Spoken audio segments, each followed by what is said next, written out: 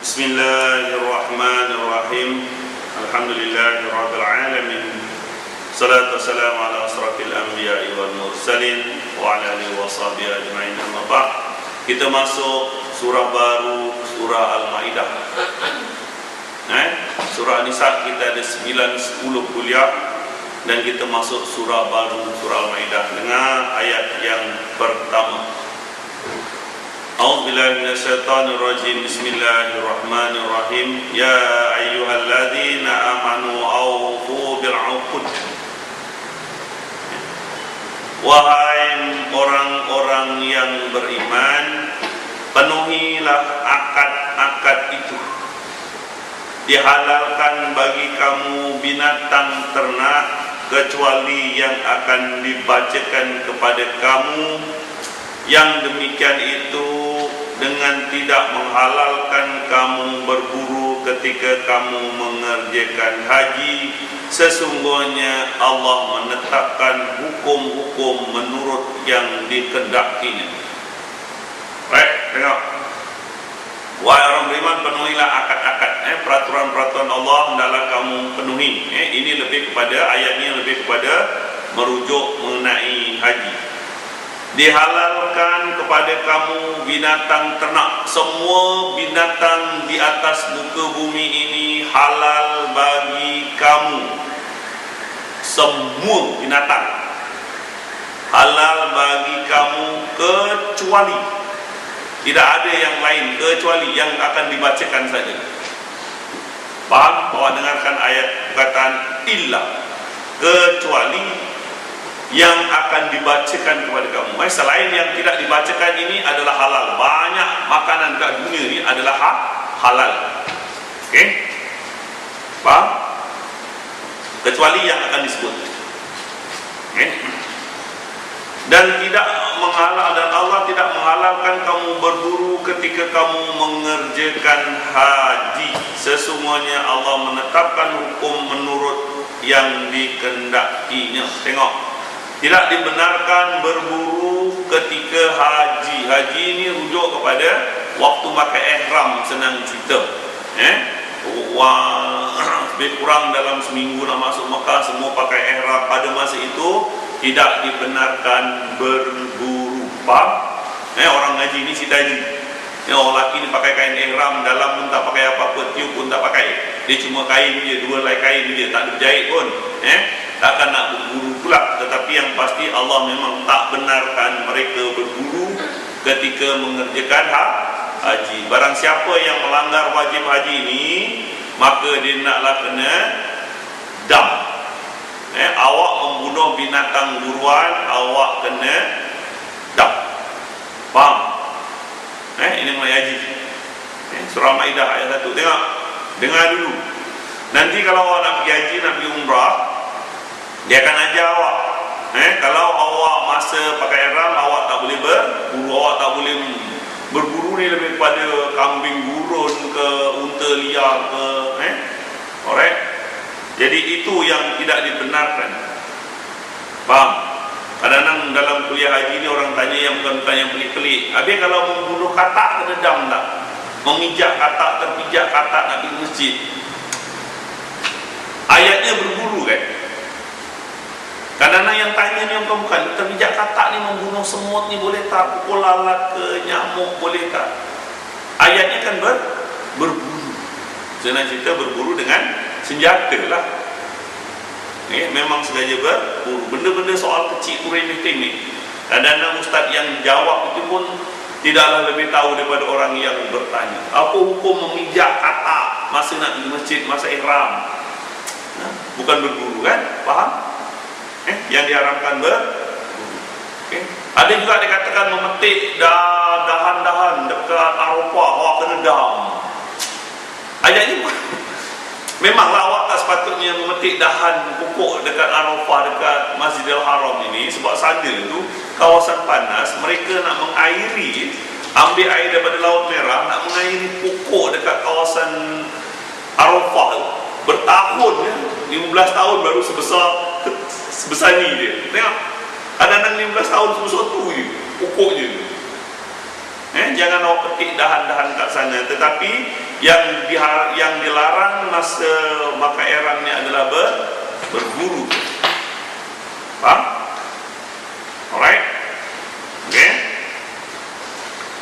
Hai orang beriman, janganlah kamu melanggar syiar-syiar Allah, dan janganlah kamu melanggar kehormatan bulan-bulan haram, dan janganlah kamu mengganggu hadiah wal kalaid. Hadiah wal kalaid. Dan janganlah kamu mengganggu orang-orang mengunjungi Baitullah sedangkan mereka mencari kurnia dan keredaan dari Tuhan mereka. Dan apabila kamu telah menyelesaikan ibadah haji, maka bolehlah kamu berburu. Dan janganlah sekali-kali kebencian kamu terhadap satu kaum buat mereka menghalang-halangi kamu daripada Masjidil Haram, mendorong kamu berbuat aniaya kepada mereka, dan tolong-menolonglah kamu dalam mengerjakan kebaikan dan takwa. Janganlah tolong-menolong dalam berbuat dosa dan pelanggaran, dan bertawakallah kamu kepada Allah, sesungguhnya Allah maha berat siksanya. Tengok ayat yang kedua. Jangan mengganggu syiar-syiar Allah. Janganlah kamu melanggar syiar-syiar Allah, peraturan-peraturan haji. Ini mengerti peraturan haji, okay? Dan janganlah melanggar bulan-bulan haram. Apa dia bulan haram? Bulan suci, bulan apa? Apa dia bulan suci? Apa dia? Apa dia? Tahu tak bulan suci? Bulan suci adalah, dengar dulu, lain kali ingat, bulan suci bukan bulan Ramadan. Bulan suci ini adalah Zulkaidah, Zulhijjah, Muharram dan Rejab. 3 bulan berturut orang nak pergi haji, orang masih haji, orang nak balik haji.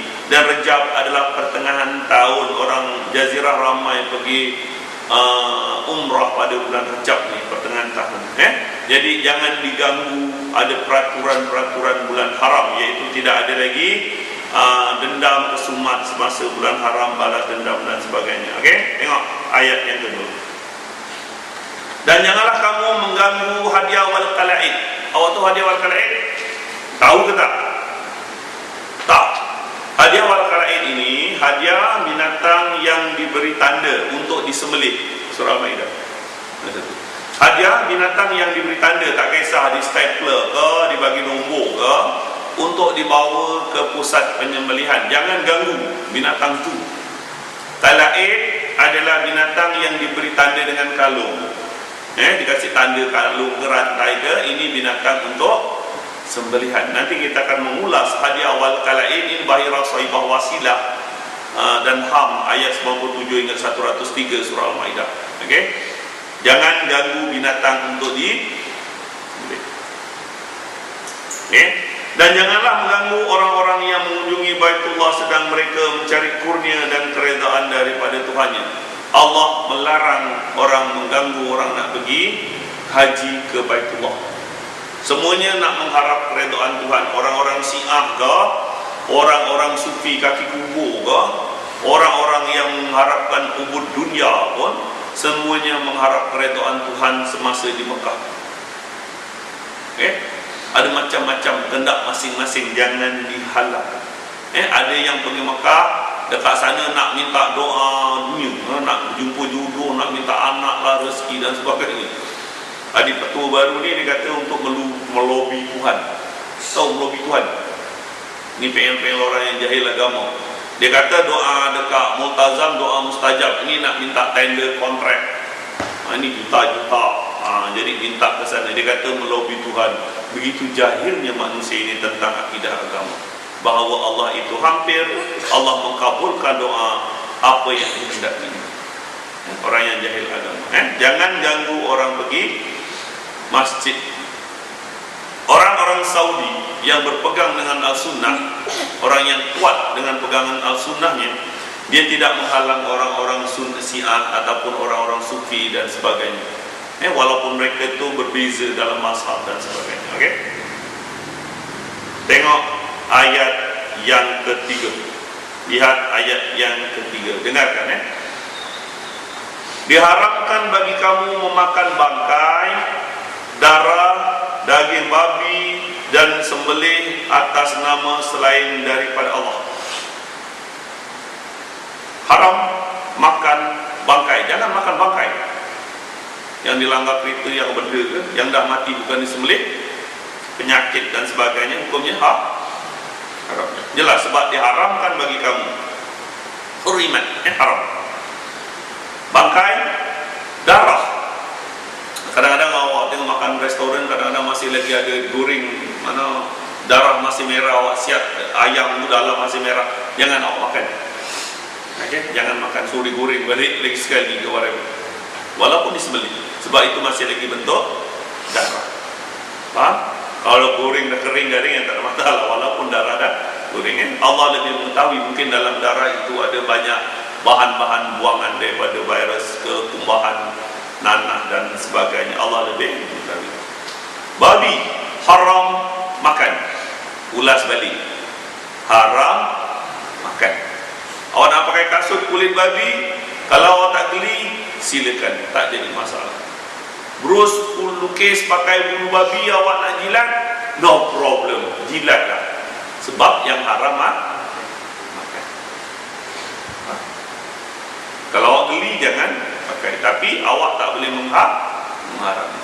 Awak nak bela anak babi, belalah. Anak babi tu comel, petak-petak. Bela tak salah. Tapi kalau awak bela untuk awak jual, untuk orang makan, awak dah kira subahan. Haram makan. Jangan nak mengharamkan yang lain.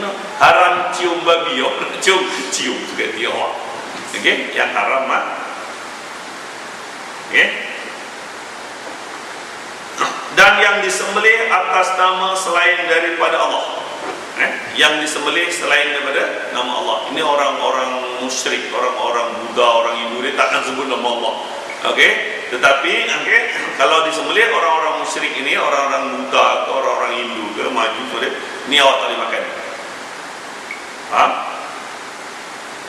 Faham? Betul kan? Yang Cina cocok itik tu, tak boleh. Yang tercekik, yang dipukul, yang jatuh, yang ditanduk, yang diterkam binatang buas, kecuali yang sempat kamu menyembelihnya. Ini kadang-kadang ustaz kita ni cuma dengar aja. Ayatnya kan, yang sempat kamu sembelih, yang jatuh kapai-kapai ke, yang tersepit ke, yang awak sempat menyembelih. Ini kadang-kadang ketua je pendapat orang. Dia kata kalau kepalanya terpusuk kat dalam, sembelih je kat ekor pun boleh. Itu pendapat dia, tinggalkan. Sebab setahu kita kalau sembelih mesti delay dekat bulu pun kira sembelih, no.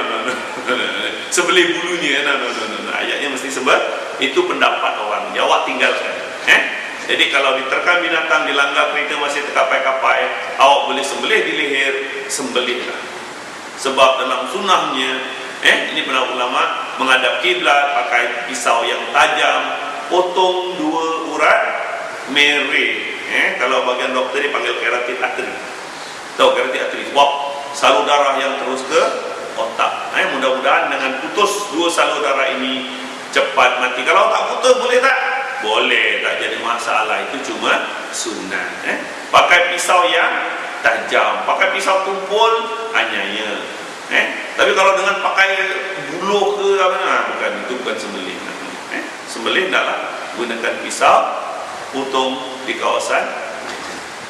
Faham?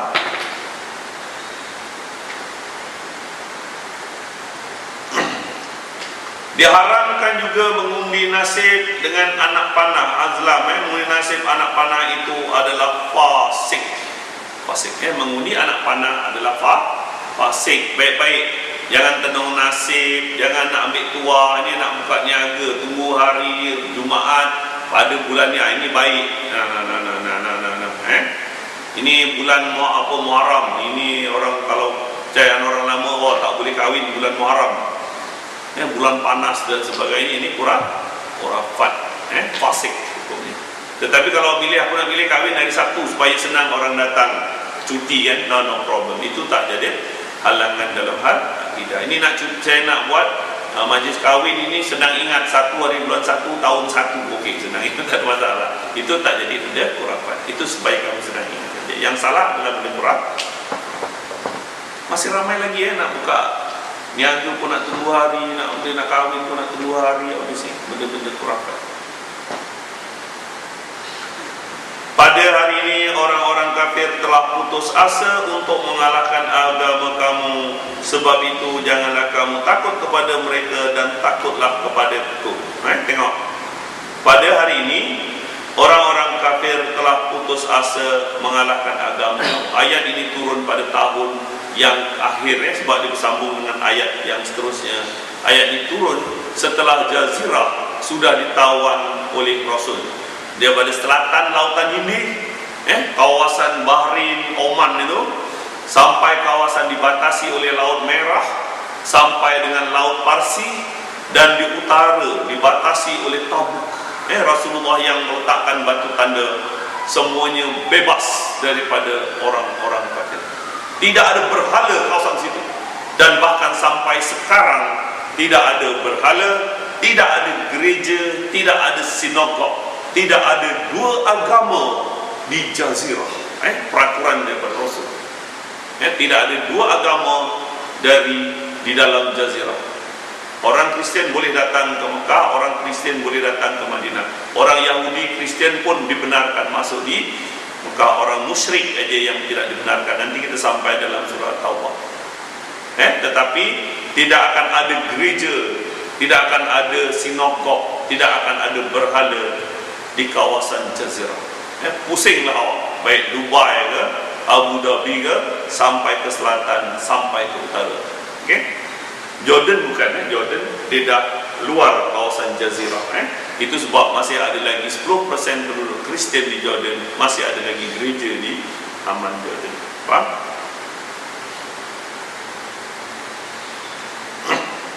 Pada hari ini aku sempurnakan agamaku dan nikmatku untuk kamu, dan aku redha Islam itu menjadi agamamu.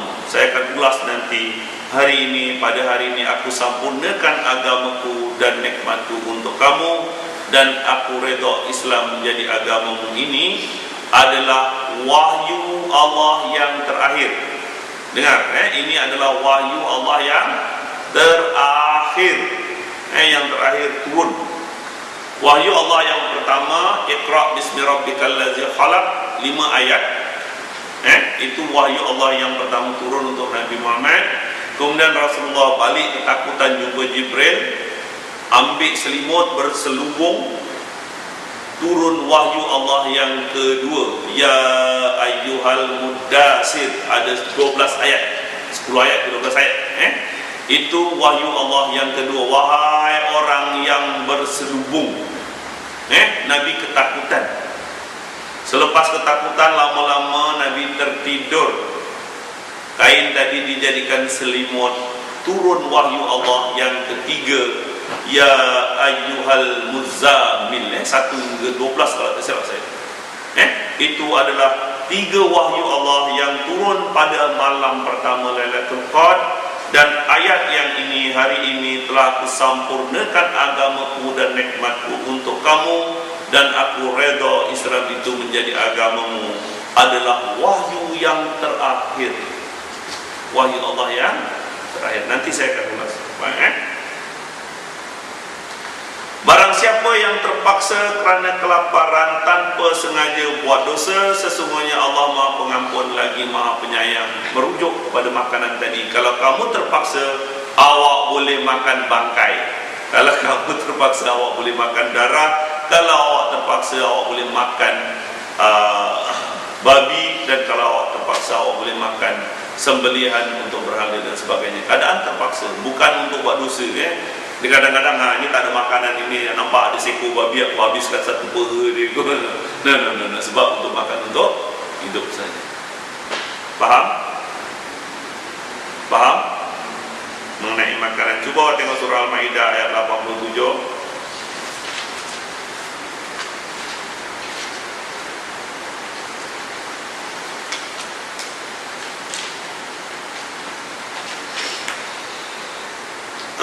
Hai orang beriman, janganlah kamu haramkan apa yang baik yang telah Allah halalkan bagi kamu. Jangan suka mengharamkan sesuatu yang tidak ada nas. Jangan nak mengharamkan siput babi, siput sedut halal, siput babi haram, jangan. Faham? Awak tak boleh mengharamkan sesuatu. Jangan mengharamkan makan ular ke, makan apa tak, tak ada nas. Haram halal milik Allah. Kita boleh katakan baik tak? Baik, okey? Dan janganlah kamu melampaui batas. Jangan melampaui batas. Jangan berkeras sangat, okey? Sesungguhnya Allah tidak menyukai orang yang melampaui batas. Tengok ayat 88. Dan makanlah makanan yang halal lagi baik dari Allah yang telah direzekikan kepada kamu, dan tawakallah kepada Allah dan berimanlah kepadanya. Tengok, ini perintah daripada Allah. Makan yang halal lagi baik. Yang halal jelas kan? Yang halal jelas. Yang tak disebut daripada Al-Quran itu halal. Tak kira kau nak makan siput babi ke, kau nak makan lipan ke, kau nak makan lipas ke, halal tetap halal. Tetapi awak diperintahkan makan yang halal lagi baik. Kalau dia tak baik, awak jangan makan. Bentuknya je tak baik, jangan makan. Karena kek bulan tulisan Cina, awak rasa tak baik, jangan makan. Walaupun tulis halam alif lal bosok, geli, jangan makan. Okay? Namanya saja siput babi, kau jangan makan. Sebab nama, bukannya dia haram, tapi dia tak baik. Ataupun bentuk kek happy birthday, bentuk macam mulut babi. Nah. Orang akan makan. Ini halal haram daripada Allah, baik tak baik atas kamu. Ataupun foto, restoran yang terlalu foto, jangan makan. Halal gula, halal, tapi orang kencing manis tak baik bagi kamu, jangan makan. Kambing begitu juga dan sebagainya. Ayat Al-Quran yang lain dalam surah Al-Araf, dan makan dan minumlah, tetapi janganlah kamu melampau. Tengok ayat 90 surah Al-Ma'idah. Kita mulai makanan hari ini. Hai orang beriman, sesungguhnya khamar, judi, sembahan korban untuk bara, mengundi nasib adalah perbuatan keji, termasuk perbuatan setan. Jauhilah perbuatan itu agar kamu mendapat untung. Haram, makan, minum, khamar, bir. Berjudi haram, tengok biar khamar haram, tengok dan sembahan untuk berhala, awak tak boleh makan. Orang yang sembelih walaupun sebut nama Allah, ini bismillahirrahmanirrahim, disembelih untuk buangan cap, awak jangan makan. Untuk mengalau hantu, jangan makan. Atau untuk ni dulu uji laut, dekat Terengganu ada ucara halau, ni musim terhujung, makan orang, whatever. Macam itu awak tak boleh makan. Ataupun buah limau, kadang-kadang macam orang-orang Cina taruh, awak jangan makan, sebab itu adalah sembahan untuk berhala. Faham? Bahkan air yasin, air tangkal, air benda, awak jangan makan. Benda-benda itu subhat, awak jangan makan. Minum je teh tarik, jangan air yasin. Betul nak minum teh tarik, minum air halia ke air benda. Sebab itu bukan untuk Allah. Allah tak perlukan itu, sebab Allah mendengar doa makhluknya. Awak jangan nak minum benda-benda yang bukan. Awak tinggalkan benda-benda yang subhat. Air yasin ke air asmaul husna ke benda, awak jangan minum. Bukan kita nak kata benda itu haram, tapi takut benda-benda subhat, sebab takut benda itu untuk sembahan, untuk berhala, bukan untuk Allah. Allah tak perlukan. Cuba tengok ayat yang ke-96. Kita belajar mengenai makanan lagi ni. Dihalalkan bagi kamu binatang buruan laut dan makanan yang berasal dari laut sebagai makanan yang lazat bagi kamu. Semua hasil laut, binatang laut adalah halal. Jangan takut makan. Awak nak makan penyu, makan. Awak nak makan belangkas, belangkas tu dua alam, halal, tak ada masalah. Itu cuma pendapat ulama je. Binatang hidup dua alam tak boleh makan. Ketam bangkang itu hidup dua alam. Siput sedut yang berebut itu hari itu pun makan dua alam. Tahu tak? Siput babi yang satu alam. Tahu? Itu cuma pendapat ulama, tinggalkan ulama itu. Yang pasti semua binatang dari laut adalah halal. Faham? Awak nak makan kura-kura, awak nak makan ular, makan. Awak geli, jangan makan, tapi jangan kamu mengharamkan. Sebab ayat ini dihalalkan bagi kamu binatang buruan laut. Ayat ini juga mengatakan tak perlu sembelih. Bismillahirrahmanirrahim. Kenapa nak sembelih udang? Kita nak sembelih ikan, tak perlu, sebab ayat itu halal merangkumi, tak perlu disembelih. Kena udang kiroki ada kepala, kena kerang mana kau nak sembelih. Jangan yang bukan. Faham setakat ini? Faham setakat ini? Faham mengenai makanan kita yang disebut oleh Allah haram sahaja awak boleh haramkan. Jangan mengharamkan yang tidak ada nas.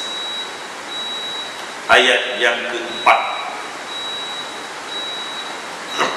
mereka menanyakan kepada kamu apa yang dihalalkan bagi mereka. Katakanlah dihalalkan kepada kamu yang baik-baik, yang tak baik jangan makan. Kau makan cockroach lah, walaupun dia halal, mana lipas, belalang, ular, benda-benda yang tengok pun geli, jangan makan. Tapi kita tak boleh mengharap. Halal untuk yang baik-baik, jangan yang bukan. Dekat Thailand macam-macam. Kalau tengok dekat doktor pun perlu sampai ke Thailand. Okey, tengok makanan yang bukan-bukan. Dihalalkan kamu yang baik-baik, yang buruan yang ditangkap oleh binatang buas yang telah kamu ajar melatihnya untuk berburu. Kamu mengajar menurut apa yang telah diajarkan oleh Allah kepada kamu. Makanlah dari apa yang ditangkap untuk kamu dan sebutlah nama Allah atas binatang buas waktu melepaskannya. Ini binatang buruan yang telah kamu ajar. Faham? Okey. Kalau binatang buruan, tak kira anjing ke, elang ke, rimau ke, beruang ke, yang awak boleh ajar untuk berburu. Okey, binatang yang ditangkap oleh binatang buruan ini, awak tak perlu sembelih. Awak lepaskan anjing, bismillahirrahmanirrahim, sebut nama Allah. Pas digigit ke kambing buruan, whatever, mati, awak tak perlu sembelih. Sebab ayat ini yang ditangkap oleh binatang buruan makan. Faham? Tak perlu sembelih. Okey. Yang keduanya, apabila tengok binatang buruan lebih kepada anjing ataupun elang. Ini sebab turunnya ayat. Daripada dulu lagi anjing memang diperlukan untuk berburu.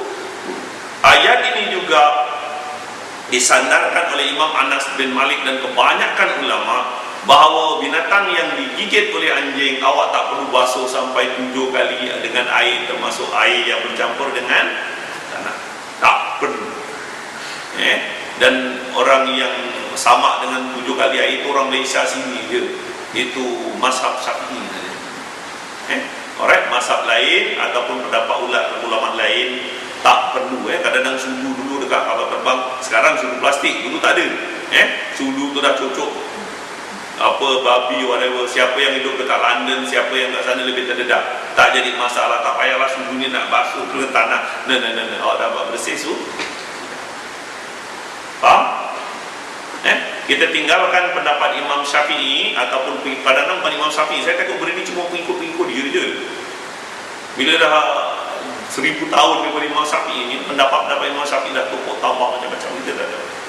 Tetapi mengikut Imam Anas dan bin Malik, apa kata Imam Anas? Aku tinggalkan hadis ahad yang melihat Nabi membasuh 7 kali dengan air, termasuk 1 air yang bercampur dengan tanah pada bijana yang telah dijilat oleh anjing. Sebab itu hadis ahad. Sebab ada ayat yang lebih jelas. Berarti ayat ini jelas. Semua yang dijilat oleh anjing ke babi ke, awak terpegang ke, awak tak perlu sangat basuh sampai 7 kali, bersih. Faham? Itu pendapat Imam Syafi'i je yang macam itu, ataupun pendapat mazhab-mazhab. Kita tak boleh, itu hak orang nak berpendapat. Faham? Faham? Boleh? Tengok ayat yang lain dan tengok dan sebutlah nama Allah ketika melepaskan binatang itu. So lepaskan, baca bismillah, lepaskan. Kita sebut bismillah ke Allah ke subhanallah, asalkan sebut nama Allah. Faham? Ayat ini juga ada orang mentakwil-takwilkan tau. Kadang-kadang dikata kalau pakai anak panah, bismillahirrahmanirrahim, cuk, mati. Tak payah sembelih. Sebab anak panah itu juga dianggap sebagai binatang buruan. Ada juga orang yang mandai-mandai ataupun pendapat orang pakai senapang, bismillahirrahmanirrahim. Ni yang berburu kancil dekat hutan simpan bersih. Banyak yang awak tengok. Ini pendapat-pendapat yang berbeza. Kadang-kadang dia kata senapang itu pun macam binatang buruan, takwilan saja. Oh, jangan heran ada orang berpendapat begitu. Tapi rujuk ayat ini lebih kepada binatang buruan. Tengok ayat yang kelima. Pada hari ini dihalalkan bagi kamu yang baik-baik. Sembelihan orang-orang yang diberi kitab itu halal bagi kamu, dan makanan kamu halal bagi mereka. Dihalalkan mengahwini wanita yang menjaga kehormatan di antara wanita yang beriman, dan wanita yang menjaga kehormatan di antara orang-orang yang diberi kitab sebelum kamu. Tengok ayatnya. Awak halal makan sembelihan orang Yahudi dan orang Nasrani. Halal makan. Jangan nak mengharamkan sembelihan mereka, sebab ayat ini jelas dihalalkan bagi kamu makanan sembelihan ahli kitab sebelum kamu. Awak pergi dekat France ke, kat negara-negara Kristian lah. Baru ni saya balik daripada New Zealand ke, daripada Australia, masuk McDonald dia no problem. Kita boleh makan daging dia pun no problem. Dan saya pun cuba nak membiasakan ayat ini. Kalau dulu tak takut juga nak McDonald ni, cuma makan apa tu, pilat upis. Takut. Nah, sekarang tidak. Saya lebih yakin dengan ayat Al-Quran bahawa sembelihan ahli kitab ini halal bagi kamu. Makan, jangan tak makan. Tapi kalau rasa geli, jangan makan, cari yang lain. Tetapi dari segi hukum tak jadi masalah. Mereka-mereka yang belajar di London, di Perancis, benda ini dah biasa, tak jadi masalah. Sembelihan orang Yahudi, orang Nasrani halal bagi kamu. Ada orang mempertikaikan juga, dia kata ahli kitab ni dulu dengan Nabi lain. No, tidak.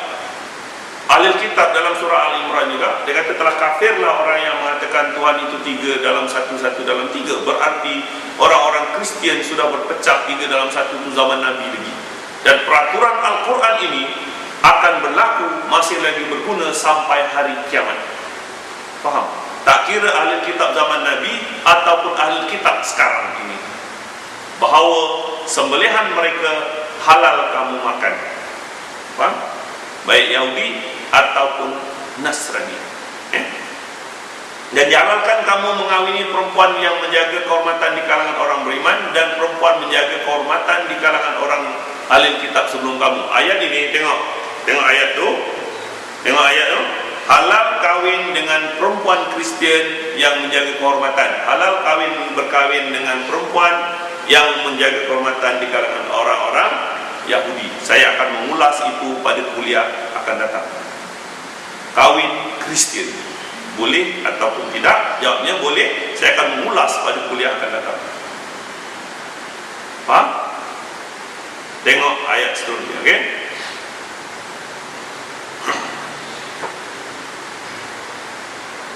Dan dihalalkan mengawini wanita yang menjaga kehormatan di antara wanita yang beriman, dan wanita yang menjaga kehormatan di kalangan orang-orang yang diberi kitab sebelum kamu, bila kamu telah membayar mas kawin mereka dengan maksud menikahinya, tidak maksud berzina, dan tidak pula menjadikan ibundit.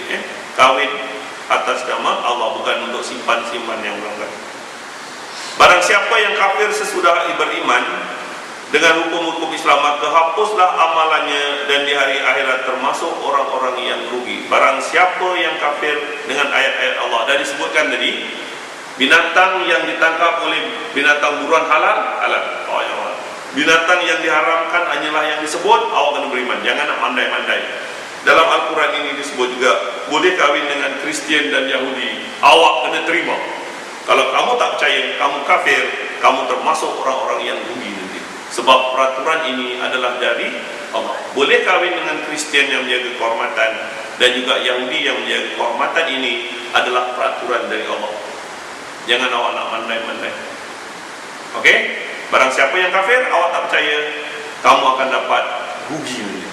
Sebab kamu menolak peraturan dari Allah. Faham? Alright, kita sudah mengulas mengenai makanan dan juga sedikit mengenai hadiah awal kalain. Ada apa awak nak tanya mengenai makanan?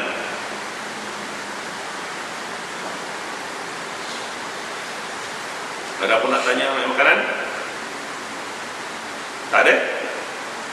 Baik, saya nak mengulas sedikit ayat wahyu Allah yang terakhir. Hari ini telah aku sampurnakan agamaku untuk kamu, dan nikmatku untuk kamu, dan aku redha Islam menjadi agama. Doktor beritahu, tengok sini dulu, dengar cerita dulu. Ini cerita terjadi dalam Al-Quran tu. Rasulullah berdakwah 13 tahun di Mekah, selama 10 tahun di Madinah. Okey, semasa di Madinah Rasulullah terlibat dengan banyak peperangan, termasuklah Badar, perang Uhud, menghalau Qainuqa, Nadir, peperangan Badar 2, peperangan Khandaq, Khaybar dan sebagainya. Sampai tahun ke-9, pada tahun ke-7, akhir ke tahun ke-7, Rasulullah dengan tenteranya 10,000 angkatan tentera menawan Mekah.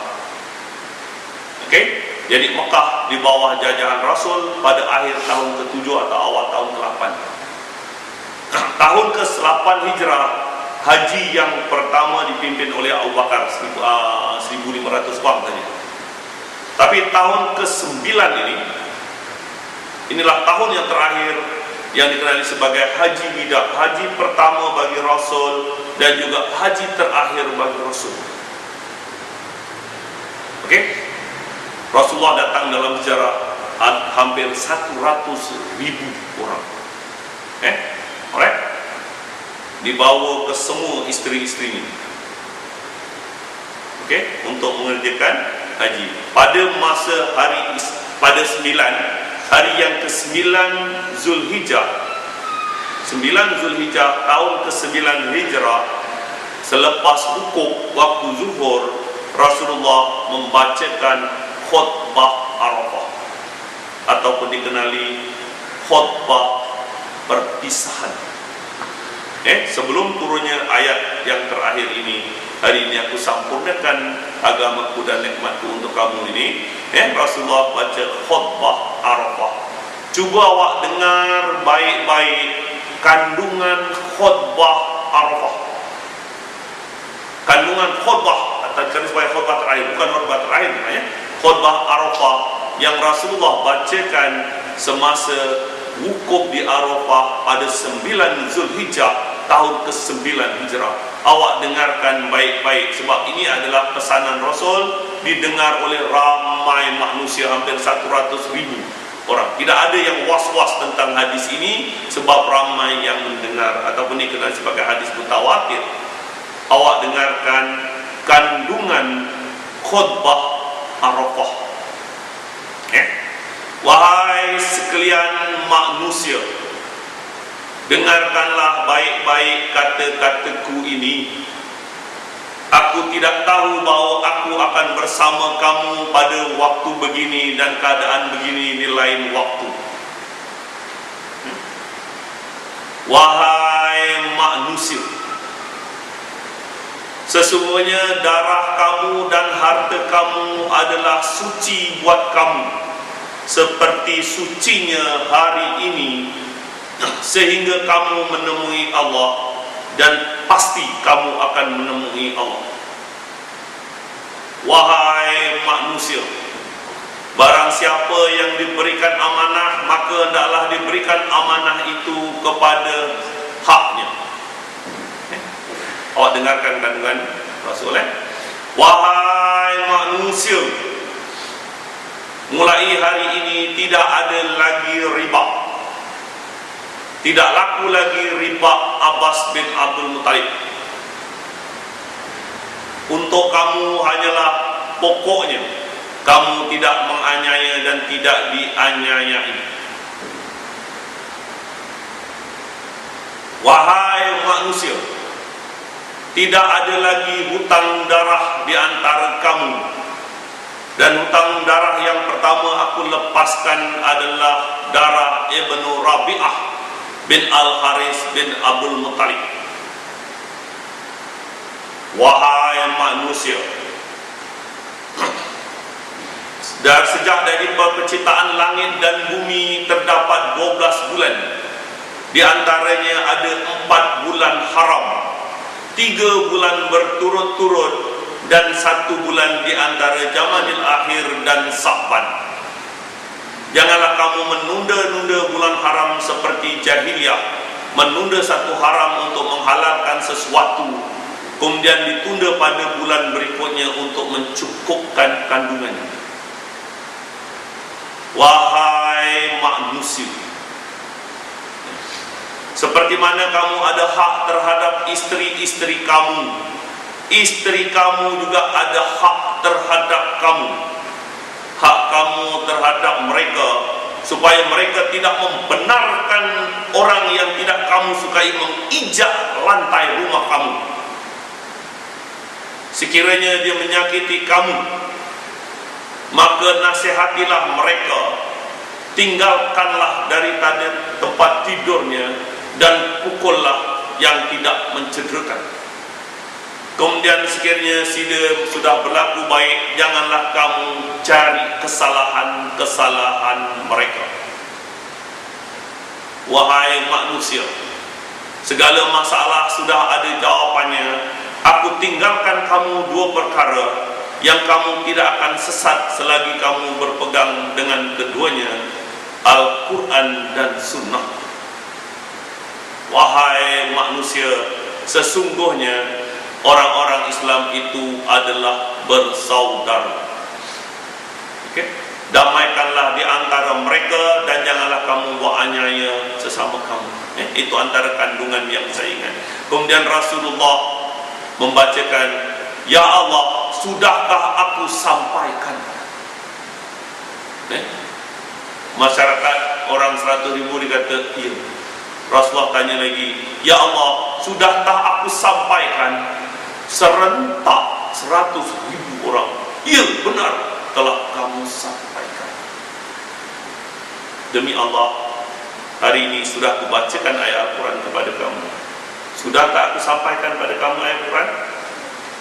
Sudah tak aku sampaikan kepada kamu ayat Al-Quran? Sudah tak aku sampaikan Al-Quran ini kepada kamu? Sudah. Demi Allah, Allah jadi saksi. Sebagai bos, sebagai tuan punya, aku telah sampaikan ayat Al-Quran kepada kamu. Kewajiban kamu untuk menyampaikan yang lain. Itu adalah kandungan khutbah Arafah yang Rasulullah bacakan pada hari Jumaat 9 Zulhijjah selepas zuhur, dikenali sebagai khutbah perpisahan ataupun khutbah wida. Sebab inilah haji yang pertama selepas Rasulullah berhijrah ke Madinah, dan ini adalah haji terakhir yang Rasulullah lakukan. Kemudian pada petang itu turunlah wahyu Allah yang terakhir. Ketika Rasulullah nak menaiki untanya Al-Qushwa, aku sampurnakan dan telah aku sampurnakan agamaku untuk kamu dan nikmatku untuk kamu, dan aku redha Islam menjadi agama kamu. Suatu yang tragis khutbah Arafah ini. Allahumma salli ala sayyidina Muhammad. Sayyidina Abu Bakar menangis apabila dia kata, aku tak tahu sama ada aku akan bersama kamu di waktu yang lain. Berarti Abu Bakar dah tahu itu adalah sangat perpisahan. Bulan ke-9, bulan Zulhijjah, masuk bulan ke-10, Muharram, Safar, Rabiul Awal, Rasulullah wafat 3 bulan selepas haji yang terakhir. Semua kandungan khutbah Arafah yang Rasulullah baca tidak bertentangan dengan Al-Quran. Riba, wanita, amanah, Islam bersaudara, semuanya adalah dari Al-Quran. Cuma Dr. nak mengulas satu, saya nak mengulas satu perkara. Siapakah Ibnu Rabi'ah bin Al-Haris bin Abdul Muttalib? Siapa yang dikatakan lepas darah ni? Alright, Dr. beritahu, semasa tahun ke-7 Hijrah, akhir 7 Hijrah, Rasulullah nak menawan Mekah. Sebelum sampai ke Mekah, Rasulullah SAW menjatuhkan hukum. Ada 13 orang dalam sejarah, 13 orang jatuh hukum pancung. Rasulullah berpesan, pancung batang lehernya walaupun bergayung di kelambu Ka'bah. Ada 13 orang yang Rasulullah sudah jatuhkan pancung ketika Futuh Mekah, berlaku pada akhir tahun ke-7 atau awal tahun ke-8 Hijrah. Di antara 13 orang itu hanya 5 yang dipancung. 2 orang perempuan hamba yang dia mencerca Rasul dengan terlalu sangat, dengan syair-syairnya. Dua orang hamba dipancung. Seorang lelaki yang memijak anak Rasul, Ruqayyah ataupun Zainab, saya tak pasti, ketika dia tu mengandung, sebab dia nak dibawa hantar pulang ke Madinah, ditahan, dipijak perut. Dalam sejarah menyebabkan keguguran ataupun menyebabkan kematian Ruqayyah anak Rasulullah.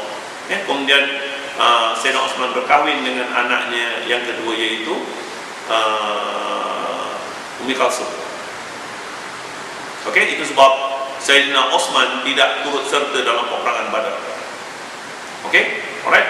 So dua orang lagi yang jatuh hukum adalah dua orang yang buat kerosakan, rompakan atau membunuh di Madinah, kemudian dia lari ke Mekah. Jadi ini pun dua orang jatuh bunuh. Jadi daripada 13 orang itu, hanya 5 orang saja yang dilaksanakan hukum bunuh, dan selain daripada itu duduk sekejap dalam 10 minit. Duduk. Duduk. Daripada 13 orang itu, 5 yang dijatuh hukum pancung, yang lain dimaafkan. Antara yang dimaafkannya, yang pertama adalah Hindun. Hindun yang menggigit jantung Sayyidina Hamzah, itu pun dimaafkan. Dan juga 3 sahabat karib, iaitu Ikrimah Abu Jahal, Ibnu Rabi'ah bin Al-Haris bin Abdul Muttalib ini, dan lagi seorang lagi, ada 3 orang yang dimaafkan. Dia 3 geng rapat. Yang lain saya tak pasti. Berarti ada 13 orang, 5 orang dipancung, yang lain dimaafkan. Dan kalau awak nak tahu, Ikrimah Abu Jahal, anak Abu Jahal ini, bersama dengan Ibnu Rabi'ah ini dan seorang sahabat lagi, dialah yang mau membentuk pasukan berani mati ketika di Yarmouk, dan akhirnya ketiga-tiganya gugur syahid di Yarmouk ketika zaman Sayyidina Umar. Itu sebab yang mungkin awak kenal kenapa Ibnu Rabi'ah ni orang yang, ini anak sepupu Nabi sebenarnya, anak sepupu Nabi. Dia memerangi Rasul bersama dengan Abu Jahal, kemudian Rasulullah maafkan. Alright, faham? Kita akan mengulas pada minggu lepas, pada minggu akan datang, iaitu mengenai kahwin Kristian dan juga kahwin kepada orang Yahudi ahli kitab, sebab dia mengulasan yang terlalu panjang. Setakat ini untuk hari ini kita mengulas ayat surah Al-Maidah 1 hingga 4. Kita sudah mengulas makanan-makanan yang diharamkan, yang dihalalkan oleh Allah. Kita juga akan mengulas nanti mengenai hadiah wal qala'id. Kita juga mengenai wahyu Allah yang terakhir, wahyu Allah yang turun yang terakhir. Kita juga mengulas binatang yang diterkam oleh binatang buruan.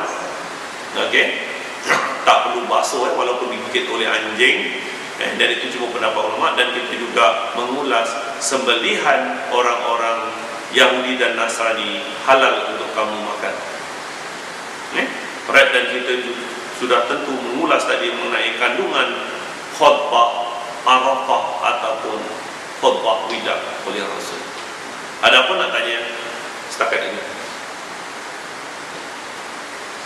Ada apa yang orang tanya?